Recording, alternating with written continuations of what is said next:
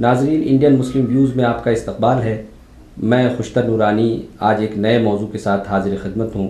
आज हम गुफ्तगू करेंगे मालेगांव बम ब्लास्ट के ताल्लुक़ से। जैसा कि आप जानते हैं कि ये बम ब्लास्ट 2005 में हुआ, जिसमें 9 मुसलमानों को गिरफ़्तार किया गया। अभी हाल ही दिनों कोर्ट ने जिनमें से 7 लोगों को ज़मानत पर रिहा कर दिया। इनकी रिहाई के बाद हिंदुस्तानी मुसलमानों के दिमाग में ये सवाल उठ रहा है कि क्या इनकी रिहाई इस बात की अलामत नहीं है कि वो बेकसूर थे? अगर वो बेकसूर थे तो उन्हें 5 साल तक क़ैद-ओ-बंद की सूबतें क्यों झेलनी पड़ी? क्या कौमी तफ्तीशी एजेंसी हमारी वो तासुब का शिकार है? आज इसी मौजू पर गुफ्तगू करने के लिए हमारे साथ हैं डॉक्टर ख्वाजा इकराम साहब, जिनसे हम गुफ्तगू करेंगे। डॉक्टर साहब, आपका इस्तकबाल है। शुक्रिया। हिंदुस्तान के मुसलमानों का आज आप जानते हैं कि जैसा ये फ़ैसला आया है कोर्ट का, ऐसे में आज हिंदुस्तानी मुसलमानों के दिमाग में ये सवाल उठ रहे हैं, बार बार हर तरफ से ये आवाज़ आ रही है कि क्या हमारी कौमी तफ्तीशी एजेंसियाँ तासुब का शिकार हैं? अगर उन्हें कोर्ट ने ज़मानत दे दी है, देखिए, तो क्या आपको नहीं लगता कि वो बेकसूर हैं? आपका कहना बिल्कुल दुरुस्त है। ये सवाल भी उठना, ये मुस्लिम कम्युनिटी की जानिब से अगर ये सवाल आ रहा है कि वो बेगुनाह थे, उन्हें क्यों मुक़य्यद किया गया, और उसके साथ साथ ये सवाल उठ रहा है कि जब उनकी बेगुनाही की बात करते हैं तो अपने आप ये बात आ जाती है कि कहीं ना कहीं तफ्तीशी एजेंसियाँ तासुब के शिकार रही हैं। लेकिन इससे अलग हट करके मैं आप एक बात कहना चाहता हूँ नाज़रीन के सामने कि देखिए, ये कम अज़ कम खुशाइंद कदम है कि 5 साल के बाद ही सही ये लोग रिहा हुए हैं, अभी ज़मानत पर। कोर्ट का फैसला आना अभी बाकी है और इनकी बेगुनाही साबित होना ये भी बाकी है। लेकिन एक बड़ा मरहला होता है ज़मानत का। ज़मानत उसी शक्ल में मिलती है जब एजेंसियों को या उससे जुड़े हुए इदारों को ये मालूम हो जाता है कि इनके ख़िलाफ़ कोई बहुत बैयन सबूत नहीं है, कोई वाज़ेह सबूत नहीं है, तब जाके इनको ज़मानत मिलती है। तो ये ज़मानत यकीनन इस बात की अलामत तो ज़रूर है कि इनकी बेगुनाही कहीं ना कहीं साबित होने वाली है और इंशाअल्लाह कोर्ट में भी इनकी बेगुनाही साबित होगी।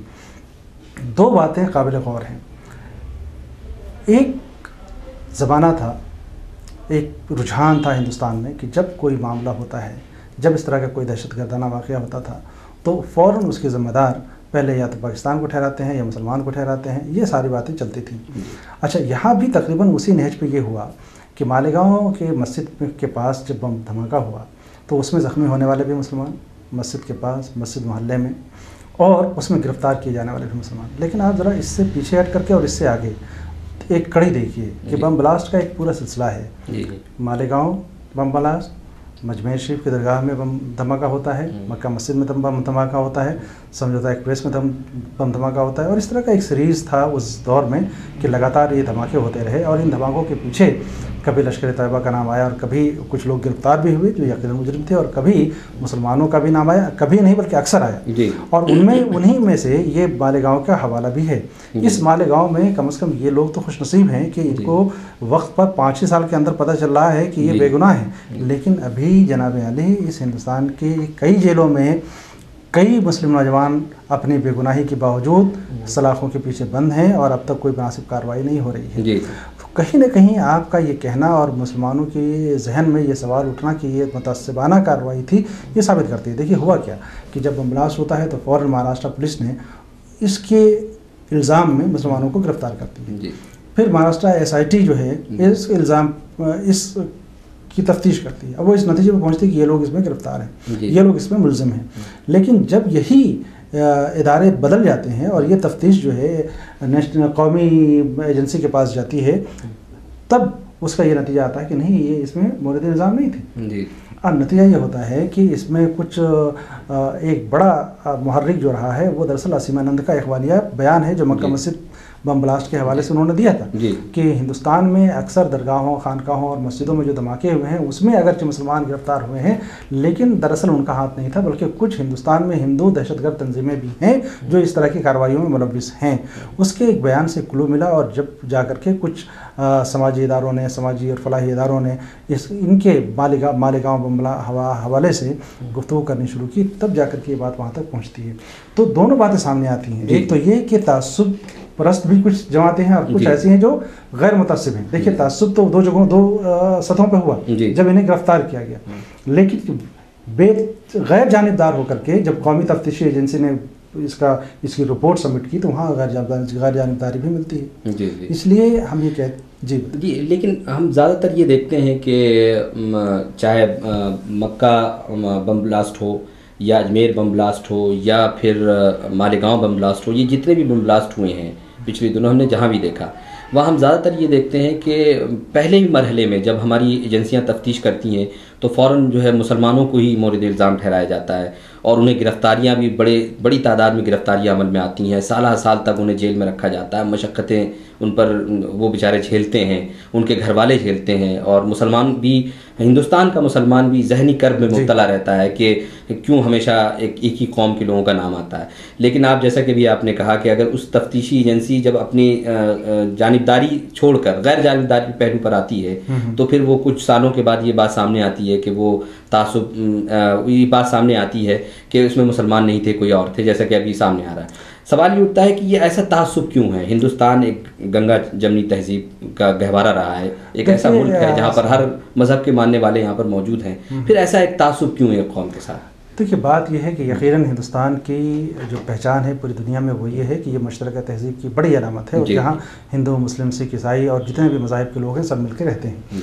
लेकिन कुछ ताकतें ऐसी हिंदुस्तान में ज़रूर हैं जो इस मुश्तरका तहज़ीब के दामन को तार तार करना चाहती हैं और वो मुश्तरका तहज़ीब की अलामत को ख़त्म करना चाहती हैं। उन्हीं की साजिशों का ये नतीजा है।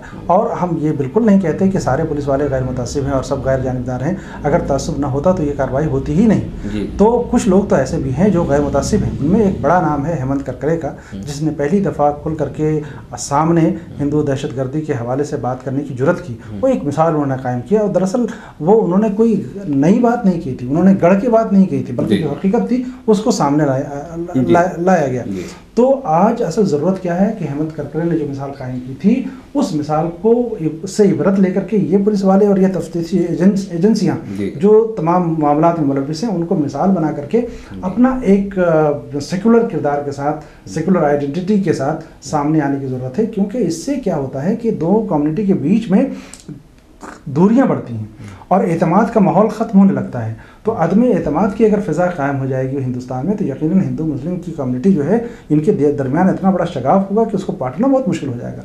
लेकिन ये इस तरह की जो ख़बरें आ रही हैं, जैसे अभी, इसलिए मैंने कहा कि खुशाइन कदम है, कम से कम कोई इदारा तो ऐसा निकल के आया जो गैर मुतासिब था और उसने ये फ़ैसला दिया और उसने ये कहा कि ये लोग इसमें इनके ख़िलाफ़ जो है बैन सबूत नहीं है। लेकिन यहीं पर एक बात और भी मैं आपसे अर्ज़ करना चाहूँगा, वो ये है कि अगर ये बेगुनाह 5 साल गुजार चुके, अब न जाने कोर्ट की कार्रवाई में कितना दिन लगेगा, तो ये जो ज़हनी अज़ियत के जो ये शिकार हैं इसका बदला कौन देगा? ये एक सवाल, बुनियादी एक सवाल ये उठता है, बहुत अच्छा सवाल।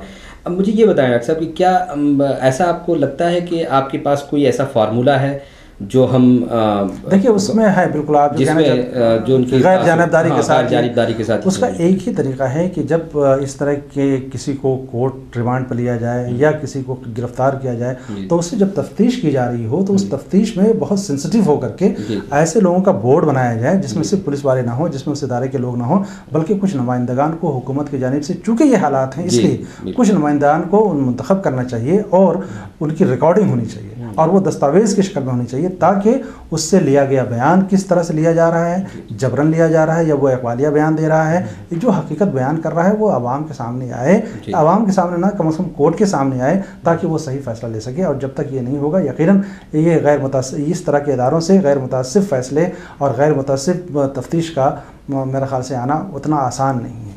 इसलिए आपने जो बात कही है इसमें इस तरह के इदारों की तश्कील की ज़रूरत है। बहुत अच्छी बात की आपने। बहुत कम वक्त में हमने इस मौजू के अहम पहलू पर डॉक्टर ख्वाजा इकराम साहब ने रोशनी डाली। नाजरीन, इसी के साथ हम अब इजाज़त चाहेंगे और डॉक्टर साहब आपका भी बहुत शुक्रिया कि आपने इस मौजू पर अहम गुफ्तगू की और नाजरीन को एक अच्छा व्यू मिला इस सिलसिले में।